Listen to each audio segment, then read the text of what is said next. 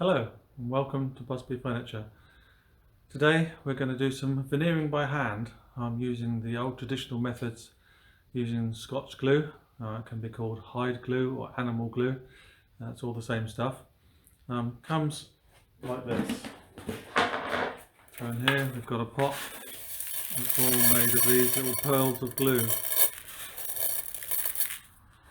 So to set the glue up initially, you take half a pot and then fill the pot to the top with water.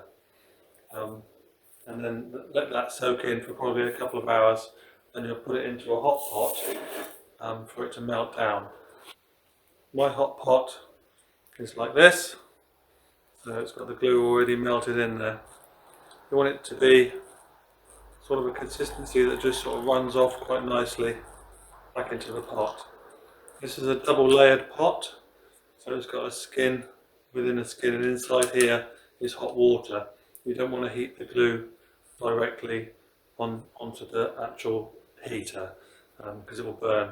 So it's a little bit like melting chocolate, where you put a bowl inside the hot water. It's the same sort of thing. So you could either use a double pot, or this is a single pot with a double layer skin. Okay. First of all, we're going to size the top with a very thin layer of glue. So we're going to use the same animal glue, and we're going to sort of water it down 50%, and then we're just going to apply that to the top, and we're going to do like this.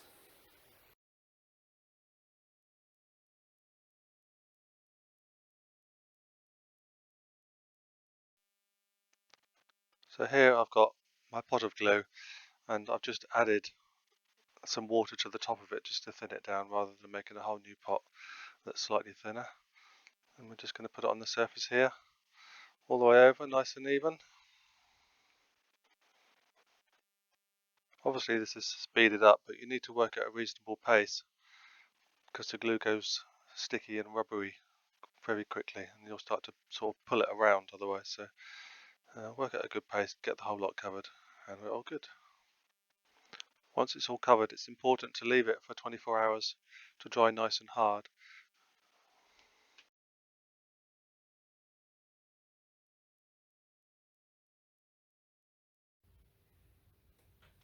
So here I've got my veneers, 2 pieces per top. This is a Sapele veneer, so it's quite a nice simple veneer to use for the demonstration. Just going to wet the surface, both sides, and then leave it for 5 or 10 minutes just to soak in. Probably apply a little bit more water as we go.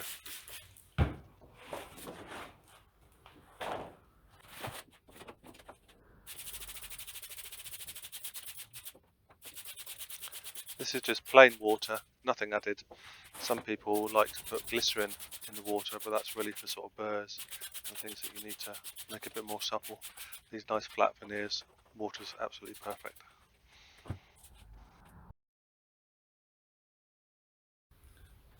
So the things we're going to need for veneering is going to be a roller or veneer hammer. This is used for pressing down the veneer and pushing the glue out from underneath. Stanley knife for cutting. The tape measure and pen for marking where we want the joins to be. You're going to need some water, handy spray bottle, and a hot iron. So the veneer is nicely soaked, and we're just going to apply a little layer of fully sort of thickness glue to the back, not thinned down any more than it needs to be. I'm just going to apply this to the whole surface of the veneer itself.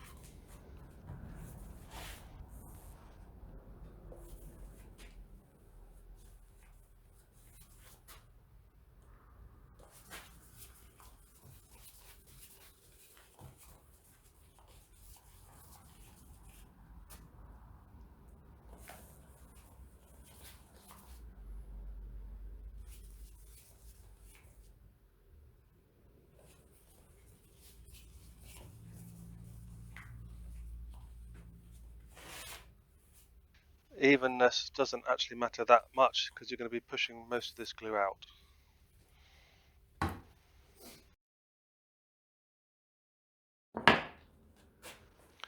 So the veneer is now glue side down.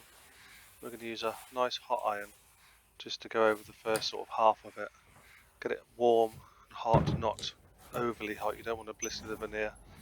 And then use the roller, if you have one, just to start with, and then onto the veneer hammer using good firm pressure, forcing that glue down flat and out of the edges.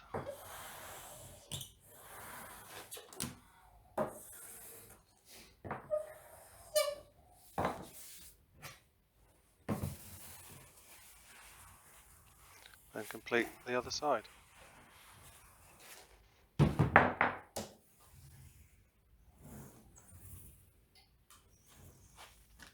If you don't have a roller, it doesn't matter, just go straight to the veneer hammer. You can just push it straight down. I just find the roller starts it off quite nicely.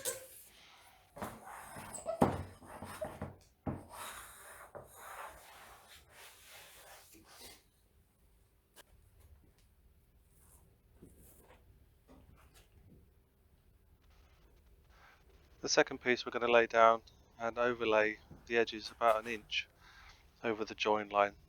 So eventually we're going to cut down through both of the veneers at the same time, creating a nice joint. So just making sure that it's nice and evenly placed here. We're going to start ironing. We're going to start from the outside this time and work our way in. The worst thing you can do here is to apply too much heat and actually make the veneer dry, because then it will start to crinkle. So when you're ironing, just keep an eye on it, and if it needs a bit more water, just spray some more on.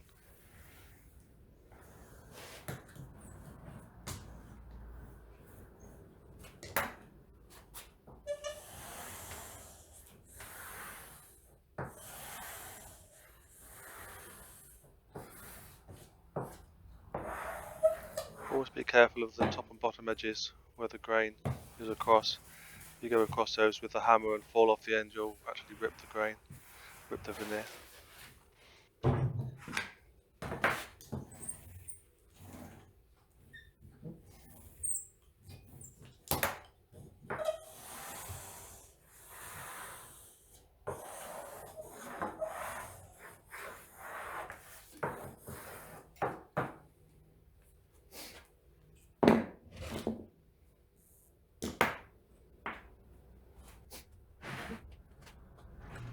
So now I'm going to trim off the excess. My bench is big enough to be able to use as a backboard for this. Down the length of the grain, I'm just going to keep maybe an 1/8 of an inch away from the edge. Going across the end grain, I'm actually going to trim right up to the board. The reason for not going right up to the edge on the long grain is because the veneer will shrink slightly across that grain as it dries.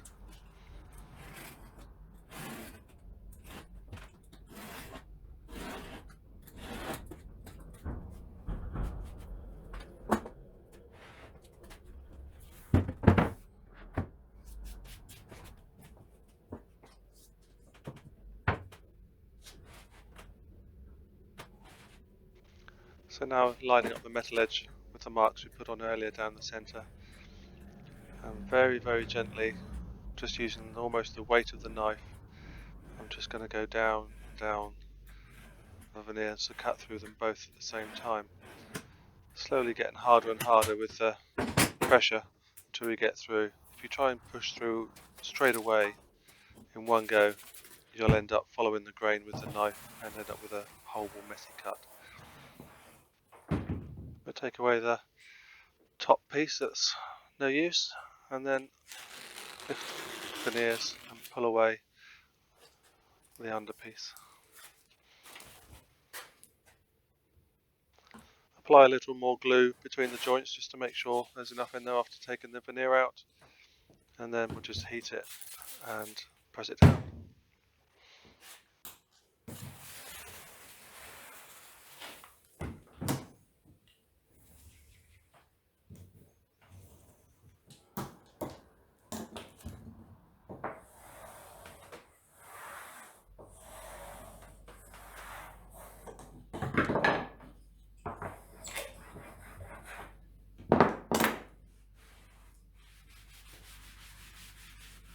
And that's the basics of veneering. Looks easy on nice flat panels.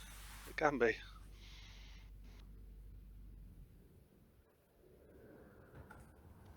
Here's a little trick for cleaning up afterwards. Make a little rag, nice and wet. Needs to be hot, so use the iron, heat the surface, then you can take off the excess glue quite nice and easy.